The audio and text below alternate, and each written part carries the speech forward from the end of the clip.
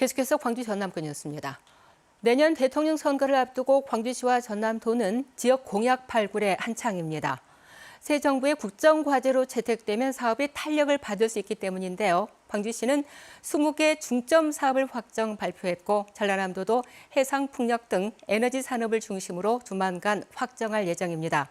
주요 지역 공약을 이성각 기자가 정리했습니다. 20대 대선 공약 75개 사업을 발굴했던 광주시는 이 가운데 20개 사업을 확정했습니다. 계속 사업은 좀 더 속도를 낼 수 있게, 또 새로운 사업은 지역 발전과 직결되는 미래 전략산업 육성에 방점을 뒀습니다. 군공항 이전과 인공지능 대표도시 육성, 광주 대구 달빛 고속철도 조기 착공이 4대 핵심 과제에 선정됐고, 미래 전략산업으로는 친환경차와 첨단 의료, 신재생 에너지 분야가 포함됐습니다. 도시개발 방식으로 추진돼 논란이 된 옛 광주교도소 복원을 국가사업으로 추진하는 제안도 공약에 들었습니다.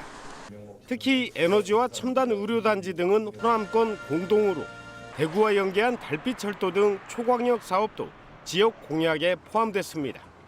초광역 협력 사업을 발굴해야 그게 좀 더 큰 의미가 있습니다. 호남권 같은 경우도 저기 RE 300이라는 에너지 사업, 그다음에 첨단 의료 복합단지 이런 사업들을 같이 협의해서 지금 만들어내고 있고요. 전라남도도 8개 분야 60개 과제를 발굴해 이달 중순 확정 발표합니다. 갯벌의 체계적 관리와 다도의 습지 정원 조성을 공약 사업에 포함시켜 전남을 신해양 관광 환경 수도로 성장시킨다는 계획입니다. 해상 풍력으로 생산한 에너지를 저장, 수송해 재생에너지 활용을 활성화하는 이른바 에너지섬 조성 사업도 주목됩니다. 에너지를 그린수소로 저장하고 그거를 배로 이동시켜서 인근에 있는 전남, 광주와 모두 사용하고 산단에도 사용하고 또한 더불어 인근 도시, 나아가서는 서울 해외까지 수출하는. 광주시와 전라남도는 최종 공론화 과정을 거쳐 이달 중에 각 정당 대선 후보들에게 공약 사업을 제안할 예정입니다. KBS 뉴스 이성각입니다.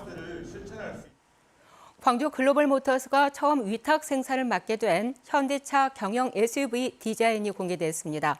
오는 15일부터 본격 양산을 앞둔 가운데 시장 반응이 중요한데요. 광주 일자리 사업의 성공적인 시작점이 될지 관심입니다. 보도에 최송현 기자입니다. 현대자동차의 첫 경영 SUV 모델 캐스퍼입니다. 스케이트보드를 뒤집어 착지하는 기술명을 따왔습니다. 외관 디자인은 당당함과 견고함을 바탕으로 젊고 역동적인 감성으로 표현했습니다. 전장 3.5m, 전폭과 전고는 1.5m가량의 크기에 가솔린 2개 모델로 구성됐습니다. 차량 생산은 광주형 일자리로 탄생한 광주 글로벌모터스 공장에서 이루어집니다. 글로벌모터스는 올 연말까지 12,000대 생산을 목표로 오는 15일부터 본격 양산에 들어갑니다. 현대차 역시 캐스퍼 전용 사이트를 열고 조만간 사전 예약을 진행할 예정입니다. 차량 출시는 올 하반기 중 이뤄질 예정이며 가격 경쟁력을 고려해 판매는 온라인으로 이뤄지게 됩니다. 중요한 건 시장 반응입니다. 지난해 국내 경차 판매 대수가 10만 대에 미치지 못하는 등 경차 수요가 줄고 있기 때문입니다. 그만큼 광주형 일자리 사업의 성공적인 정착을 위해서는 취등록세 면제 등 제도적 뒷받침과 함께 소비 촉진을 위한 노력이 중요합니다. 상생형 일자리 1호 사업이기 때문에 우리 시에서도 캐스퍼 판매를 위한 다양한 홍보 전략을 지금 짜고 있고요. 광주 시민만의 좀 받을 수 있는 그런 혜택들, 그런 부분들도 많이 고민을 하고 있습니다. 현재. 이와 함께 광주 글로벌모터스가 위탁 생산 전문 공장으로서 얼마나 높은 품질의 차량 생산 능력을 보여주느냐 역시 중요한 과제로 꼽히고 있습니다. KBS 뉴스 최송현입니다. 어제 하루 광주에서 코로나19 확진자 42명이 추가되었습니다. 신규 확진자는 교회와 지인 모임, 택배 물류센터, 그리고 외국인 선제 검사 등 여러 감염 경로를 통해서 나왔으며 지난 1월 28일 54명의 확진자가 나온 이후 7개월여 만에 가장 많이 발생했습니다. 전남에서는 순천 4명, 나주 3명 등 8개 시군에서 모두 13명의 확진자가 나왔습니다. 전남 국제 수묵 비엔날레와 광주 디자인 비엔날레가 오늘 개막했습니다. 수묵 비엔날레에서는 20개 한계를 넘는 다양한 작품이, 광주 디자인 비엔날레에서는 디자인을 통한 사회 변혁을 추구하는 다양한 작품이 전시돼 관심을 끌고 있습니다. 김광진 기자의 보도입니다. 먹과 종이로 표현한 경주 불국사. 가로 8.8m, 세로 2.4m의 대작으로 박대성 화백이 먹물의 농담으로 천년 고찰의 질감을 유화처럼 생동감 있게 표현했습니다. 이종상 화백은 실제 독도에서 거주하며 독도를 한지에 옮겨 항일 독립정신의 뜻을 기렸습니다. 올해로 2회를 맞은 2021 전남국제 수묵 비엔날레가 200여 명의 국내외 작가들이 출품한 가운데 개막식을 갖고 2달간의 대장정에 들어갔습니다. 2021 전남 국제 수묵 비엔날레는 오체찬란 모노크롬 생동하는 수묵의 새로운 출발이라는 주제로 전통적인 수묵 표현에서 벗어나서 다채로운 수묵 작품을 선보일 계획으로 있습니다. 관람객들도 다양해지고 화려해진 수묵 작품들에 빠져듭니다. 현대적이고요. 또 설치 미술들도 굉장히 독특하고 창의적이고 엄청 새로운 경험을 많이 했거든요. 광주에서는 올해로 9번째를 맞는 광주 디자인 비엔날레가 2달간의 일정에 막이 올랐습니다. 광주 디자인 비엔날레에서는 4차 산업혁명 속에 기술과 감성의 콜라보를 추구하며 폴란드와 이탈리아 등 세계 50여 개국에서 400여 명의 작가들이 참여했습니다. 이번 전시의 주제는 디레볼루션, 즉 디자인의 혁명을 뜻하는 레볼루션의 합성어로 디자인으로 새로운 시대를 연다는 각오와 다짐이 담겨 있습니다. 디자인이 우리 일상생활, 환경, 사회 등 여러 분야에서 어떻게 혁명적으로 이루어지고 있는지를 관람하실 수 있습니다. 가을에 개막한 전남 국제 수묵 비엔날레와 광주 디자인 비엔날레가 코로나에 지친 시민들에게 위안과 휴식으로 다가오고 있습니다. KBS 뉴스 김광진입니다. 보건의료노조가 오늘 새벽 정부와 극적으로 협상을 타기로 했지만 광주 전남 지역 등의 일부 단위 노조는 파업을 강행하기로 했습니다. 광주 전남 지역에서는 전남대병원과 빛골 전남대병원, 조선대병원, 호남권역재활병원, 광주 제2시립요양병원 등에서 조합원 3,800여 명이 각 병원 상황에 따른 개선 사항을 요구하며 파업 돌입을 결정한 것으로 전해졌습니다. 이에 따라 광주시와 전라남도는 상황실을 운영하고 비상진료 대책을 추진할 예정입니다. 광주시의회 김익주 의원이 어등산 관광단지 개발 사업의 공공개발 추진을 촉구했습니다. 김 의원은 광주시의회 임시회 본회의 5분 발언을 통해서 더 이상 어등산 개발 사업이 표류해서는 안 된다며 공공성을 가진 관광단지 조성을 위해서 시와 민간 기업이 공동 개발하는 방식을 제안했습니다. 광주시는 최근 우선 협상 대상자인 서진건설에 협상 결렬을 통보했고 사업자 측은 법적 대응을 검토하고 있습니다.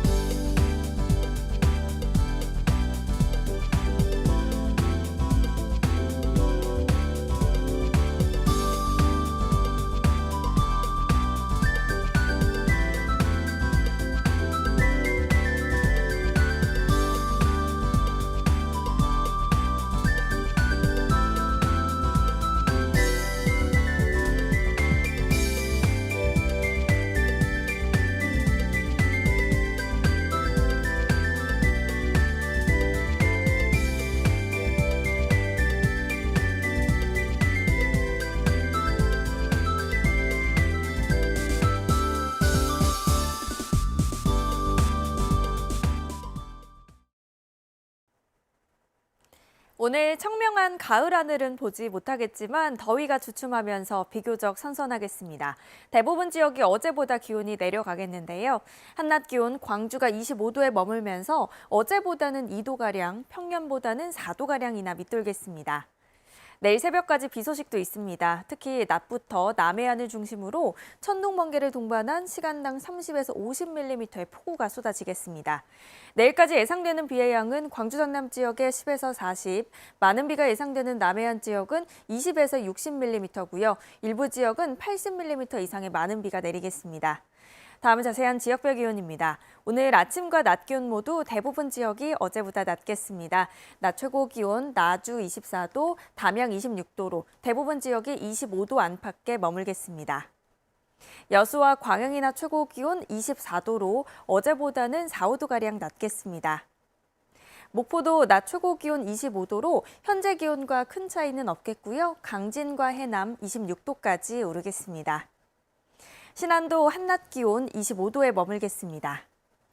바다의 물결은 전해상에서 비교적 잔잔하겠지만 남해상은 천둥 번개가 치겠습니다. 내일 새벽에 대부분 지역에서 비가 그친 뒤 당분간 흐리거나 구름 많은 날씨 보이겠고요. 기온도 다시 조금 오르겠습니다. 날씨였습니다.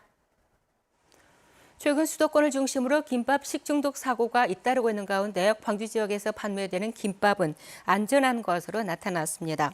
광주시 보건환경연구원이 즉석 조리 판매업소 66곳에서 수거한 김밥 71건을 검사한 결과 살모넬라와 장출혈성 대장균 등 주요 식중독 원인균이 전혀 검출되지 않았습니다. 보건환경연구원은 김밥을 말 때 쓰는 김발과 위생 장갑 등을 수시로 교체하는 등 각 업소에 각별한 주의가 필요하다고 당부했습니다. 광주 학동 붕괴 사고 당시 공사 관리 감독을 소홀히 한 혐의로 기소된 감리 책임자에 대한 첫 재판이 어제 열렸습니다. 광주지방법원 제11형사부는 업무상 과실치사상과 건축물 관리법 위반 혐의 등으로 기소된 감리자 겸 모 건축사무소 대표 차모 씨에 대한 첫 공판을 진행했습니다. 차 씨는 지난 6월에 발생한 학동 재개발구역 철거 건물 붕괴 사고와 관련해서 해체 계획서 이행 여부 확인 등 공사에 대한 관리 감독을 소홀히 해 철거 중이던 건물의 붕괴로 9명을 숨지게 하고 8명을 다치게 한 혐의로 기소됐습니다. KBS 뉴스를 마칩니다. 고맙습니다.